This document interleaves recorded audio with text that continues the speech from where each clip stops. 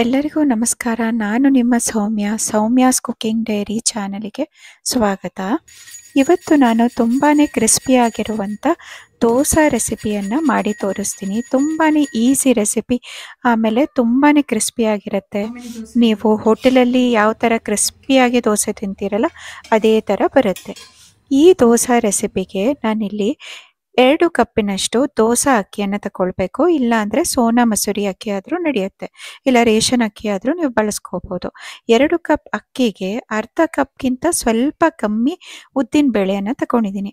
ಇದು ಸ್ಪ್ಲಿಟ್ ಆಗಿರುವಂಥ ಉದ್ದಿನ ಬೇಳೆ, ಅಂದರೆ ಕಟ್ ಆಗಿರುವಂಥ ಉದ್ದಿನ ಬೇಳೆಗೆ 2 ಟೇಬಲ್ ಸ್ಪೂನ್ನಷ್ಟು ಚನ್ನಾ ದಾಲನ್ನು ಹಾಕೋಬೇಕು.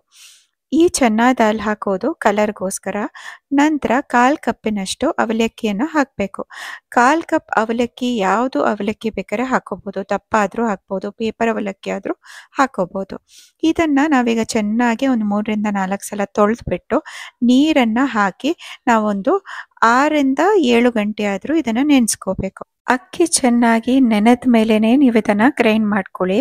ಈಗ ಒಂದು 7ರಿಂದ 8 ಗಂಟೆ ಆದಮೇಲೆ ನಾನು ಈ ನೀರನ್ನೆಲ್ಲ ಚೆಲ್ಬಿಟ್ಟು ಬರೀ ಅಕ್ಕಿ ಮತ್ತು ಬೇಳೆಯನ್ನೆಲ್ಲ ಮಿಕ್ಸಿ ಜಾರಿಗೆ ಹಾಕ್ಕೊಂಡು ರುಬ್ಕೋಬೇಕು. ಮಿಕ್ಸಿ ಜಾರಲ್ಲಾದರೂ ರುಬ್ಬೋದು, ಇಲ್ಲಾಂದರೆ ಗ್ರೈಂಡರಲ್ಲಿ ರುಬ್ಕೋಬೋದು. ಈಗ ನಾನು 2 ಬ್ಯಾಚಲ್ಲಿ ಇದನ್ನು ರುಬ್ಕೋತೀನಿ. ಫಸ್ಟ್ ಬ್ಯಾಚಿಗೆ ಅರ್ಧ ಕಪ್ಪಿನಷ್ಟು ಬೇಯಿಸಿರುವ ಅನ್ನ, ವೈಟ್ ರೈಸನ್ನು ಹಾಕ್ಕೊಂಡಿದ್ದೀನಿ. ಸ್ವಲ್ಪ ನೀರು ಹಾಕಿ ಉಪ್ಪು ಜೊತೆ ಇದನ್ನು ಚೆನ್ನಾಗಿ ನಯವಾಗಿ ಗ್ರೈಂಡ್ ಮಾಡ್ಕೋಬೇಕು. ಸೆಕೆಂಡ್ ಬ್ಯಾಚು ನಾವು ಉಳಿದಿರೋ ಅಕ್ಕಿ ಬೇಳೆ ಎಲ್ಲ ಹಾಕಿ ಸೆಕೆಂಡ್ ಬ್ಯಾಚನ್ನು ಗ್ರೈಂಡ್ ಮಾಡ್ಕೋಬೇಕು. ಅದಕ್ಕೂ ಸ್ವಲ್ಪನೇ ನೀರು ಹಾಕಿ ಗ್ರೈಂಡ್ ಮಾಡ್ಕೋಬೇಕು. ಜಾಸ್ತಿ ನೀರು ಮಾಡ್ಕೋಬೇಡಿ. ಆಮೇಲೆ ಹದವನ್ನು ನೋಡಿ ಬೇಕಿದ್ರೆ ನೀರು ಹಾಕ್ಕೊಂಡ್ರೆ ಆಯಿತು. ನಾನು ಕೈಯಲ್ಲಿ ಚೆನ್ನಾಗಿ ಇದನ್ನು ಹಿಟ್ಟನ್ನು ಮಿಕ್ಸ್ ಮಾಡ್ಕೋತೀನಿ. ಕೈಯಲ್ಲಿ ಮಾಡೋದ್ರಿಂದ ಬೇಗನೆ ಹಿಟ್ಟು ಹುಳಿ ಬರುತ್ತೆ.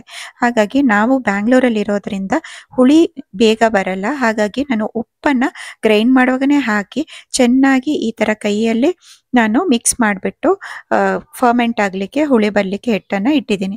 ಒಂದು 10ರಿಂದ 12 ಗಂಟೆ ಆದರೂ ಇದನ್ನು ಹುಳಿ ಬರಲಿಕ್ಕೆ ಇಡಿ. ರಾತ್ರಿ ಇಡೀ ಹುಳಿ ಬಂದ ಹಿಟ್ಟು ನೋಡಿ ಎಷ್ಟು ಚೆನ್ನಾಗಿ ಫರ್ಮೆಂಟ್ ಆಗಿದೆ ಅಂತ. ಇದನ್ನು ನಾವು ಒಂದು ರೌಂಡ್ ಚೆನ್ನಾಗಿ ಮಿಕ್ಸ್ ಮಾಡ್ಕೋಬೇಕು. ನೀವೇನಾದರೂ ಗ್ರೈಂಡ್ ಮಾಡೋ ಟೈಮ್ಗೆ ಉಪ್ಪು ಹಾಕಿಲ್ಲ ಅಂದರೆ ನೀವು ಈ ಹಿಟ್ಟನ್ನು ಮಿಕ್ಸ್ ಮಾಡ್ಕೊಳ್ಳುವಾಗ ಬೆಳಗ್ಗೆ ಹೊತ್ತಲ್ಲಿ ಉಪ್ಪು ಹಾಕಿಬಿಟ್ಟು ದೋಸೆನ ಮಾಡ್ಕೋಬೋದು. ನಾನು ಕಾಸ್ಟ್ ಐರನ್ ತವಾದಲ್ಲಿ ಸ್ವಲ್ಪ ತುಪ್ಪ ಹಾಕಿ ದೋಸೆಯನ್ನು ಈ ಥರ ಮಾಡ್ಕೋತಾ ಇದ್ದೀನಿ.